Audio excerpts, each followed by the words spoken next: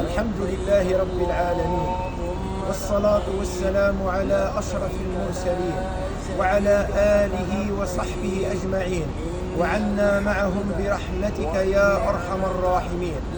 نتكلم اليوم بإذن الله تعالى عن الحجر الأسود. الحجر الأسود من أشرف وأقدس الأحجار على وجه الأرض، وله مكانة عظيمة لدى المسلمين، وارتبط اسم الحجر الأسود بالطواف حول الكعبة، بحيث يبدأ الطواف منها وينتهي فيه. فما قصة هذا الحجر الأسود؟ الطواف حول البيت العتيق ركن من أركان الحج والعمرة، وهو 7 أشواط كاملة، ويبدأ الطواف من ركن الحجر الأسود وينتهي فيه.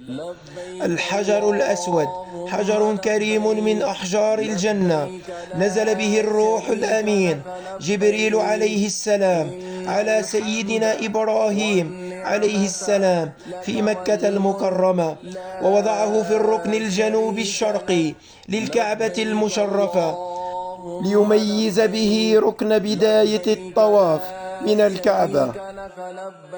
قال رسول الله صلى الله عليه وسلم: إن الركن والمقام ياقوتتان من الجنة، طمس الله نورهما، ولو لم يطمس نورهما لأضاءت ما بين المشرق والمغرب.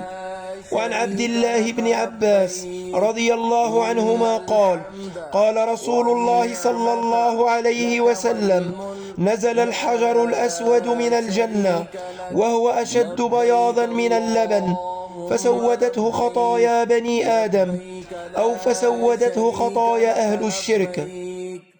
قال الإمام الطبري رحمه الله في بقائه: أسود عبرة لمن له بصيرة، فإن الخطايا إذا أثرت في الحجر الصلد فتأثيرها في القلب أشد.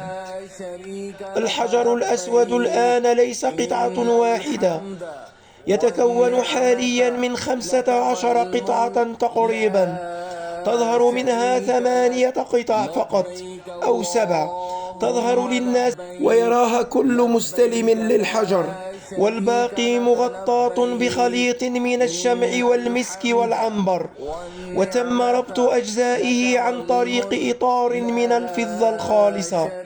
أغلب الناس يعتقدون أن الحجر الأسود الموجود بالإطار الفضي هو كامل، لكن الحقيقة أن ما تبقى من الحجر الأسود هو 8 قطع صغيرة متجاورة ومتباينة الأحجام، أكبرها بحجم حبة التمر. كان الحجر الأسود قطعة واحدة زمن النبي صلى الله عليه وسلم، ثم حدثت اعتداءات كثيرة عليه بعد ذلك، أدت إلى تكسيره وتقسيمه إلى قطع وسرقته من مكانه، حيث تم اقتلاعه من طرف القرامطة في عهد الدولة العباسية من مكانه ركن الكعبة بواسطة فأس، ونقلوه إلى هجر الأحساء حاليا عام 317 هجريا، وتحديدا في 8 من الحجة يوم التروية، وبقي مكانه خاليا في الكعبة لمدة 22 سنة، حتى أعيد إلى مكانه سنة 339 هجري، وكان قد كسر إلى قطع صغيرة. عن عبد الله بن عمر رضي الله عنهما أنه لم ير النبي صلى الله عليه وسلم يستلم ويمسح بيده من الكعبة غير الركنين، ركن الحجر الأسود والركن اليماني. قال رسول الله صلى الله عليه وسلم: إن مسح الحجر الأسود والركن اليماني يحطان الخطايا حطا، وتقبيل الحجر الأسود من السنن، لمن تيسر له ذلك يستلمه بيده، فإن لم يقدر يشير بيده ولا يقبل الشيء الذي أشار به، ولا يزاحم الناس ولا يؤذي، لأن إيذاء المسلم أعظم إثما من تقبيل الحجر الأسود، لأنه ليس شرطا في الطواف، وتجنب التوقف عند الحجر الأسود لأن ذلك يعيق انسيابية الطواف ويؤثر على حركة الطائفين ويسبب التدافع.